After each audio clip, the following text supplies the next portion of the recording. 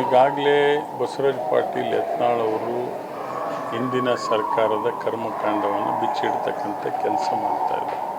ಯತ್ನಾಳ್ ಅವರು ಭಾಳ ನೇರವಾದಂಥ ವ್ಯಕ್ತಿ.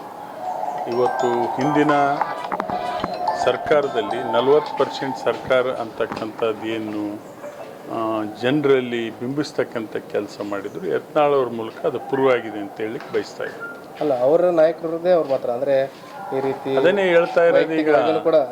ಈಗ ಕೋವಿಡ್ ಸಂದರ್ಭದಲ್ಲಿ ಅಂದು ಅವ್ರ ಉದಾಹರಣೆ ಕೂಡ ಕೊಟ್ಟಿದ್ದಾರೆ, ಮಾಧ್ಯಮದಲ್ಲಿ ನೋಡಿದ್ದೀನಿ. 45 ರೂಪಾಯಿ ಸಿಗ್ತಕ್ಕಂಥ ಒಂದು ಮಾಸ್ಕು 450 ರೂಪಾಯಿ ಖರೀದಿ ಮಾಡಿದ್ದಾರೆ ಅಂತೇಳಿ ಬ್ರಹ್ಮಾಂಡ ಭ್ರಷ್ಟಾಚಾರ ಆ ಕಾಲದಲ್ಲಿ ಆಗಿದೆ ಅಂತೇಳಿ ಪಾಪ ಯತ್ನಾಳ್ ಅವರು ಇವತ್ತು ನಿಷ್ಠುರವಾಗಿ ಹೇಳ್ತಕ್ಕಂಥ ಕೆಲಸ ಇವತ್ತು ಮಾಡ್ತಾ ಇದ್ದಾರೆ.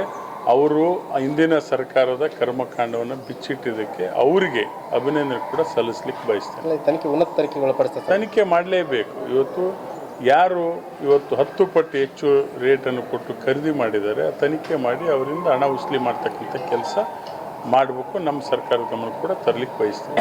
ಸರ್, ಈಗ ಲೋಕಸಭೆ ಚುನಾವಣೆ ಬಿಜೆಪಿ ಕಿತ್ತಾಟ ಕಾಂಗ್ರೆಸ್ ಮುಂದೆ ಲಾಭ ಆಗುತ್ತೆ. ಬಿಜೆಪಿ ಇವತ್ತು ನಿನ್ನೆದಲ್ಲ ಕಿತ್ತಾಟ. ಅವ್ರು ಯಾವಾಗ ಮಾಡಿದ್ರು ಈ ಶಾಸಕರನ್ನು ಖರೀದಿ ಮಾಡ್ತಕ್ಕಂಥ ಸಂಸ್ಕೃತಿ ಇರ್ಬೋದು, ಇವತ್ತು ಭ್ರಷ್ಟಾಚಾರ ಇರ್ಬೋದು, ಬೆಲೆ ಏರಿಕೆ ಇರ್ಬೋದು, ಇಡೀ ದೇಶಾದ್ಯಂತ ಇದೆ, ರಾಜ್ಯದಲ್ಲಿ ಅಷ್ಟೇ ಅಲ್ಲ. ಜನ ಮುಂದಿನ ದಿನಗಳು ತಕ್ಕ ಪಾಠ ಕೊಡ್ತಾರೆ. ಕುಮಾರಸ್ವಾಮಿ ಏಕನಾಥ್ ಶಿಂದೆ ಉಟ್ಕೊಳ್ತಾರೆ, ಅವೆಲ್ಲ ಸಾಧ್ಯ ಇಲ್ಲ. ಈಗ ಅದು ಅಗಲ್ಗನ್ಸು, ಅದು ಕಷ್ಟ. ಅದು ಅವ್ರ ಶಾಸಕರೇನು ಇಟ್ಕೊತಿರಲ್ಲ? ಇಲ್ಲ, ಆ ಥರ ಯಾರು ಶಾಸಕರಿಲ್ಲ. ಎಲ್ಲರೂ ಇವತ್ತು ನಮ್ಮ ಪಕ್ಷದಲ್ಲಿರ್ತಕ್ಕಂಥ ಎಲ್ಲ ಶಾಸಕರು, ನಮ್ಮ ಹಿರಿಯ ಮುಖಂಡರುಗಳು, ಸನ್ಮಾನ್ಯ ಮುಖ್ಯಮಂತ್ರಿಗಳು, ಉಪಮುಖ್ಯಮಂತ್ರಿಗಳು, ಸಚಿವದ್ವಯರು ಎಲ್ಲಾಗಿ ಇವತ್ತು ಶಾಸಕರಿಗೆ ಏನು ಸಹಕಾರ ಬೇಕು ಅವರಿಗೆ ಅನುದಾನ ಕೊಡಬೇಕು, ಕೊಡ್ತಾ ಇದ್ದಾರೆ. ಮುಂದೆ ಆ ಮಟ್ಟಕ್ಕೆ ಹೋಗೋದಿಲ್ಲ ಅಂತಕ್ಕಂಥ ನನ್ನ ಭಾವನೆ.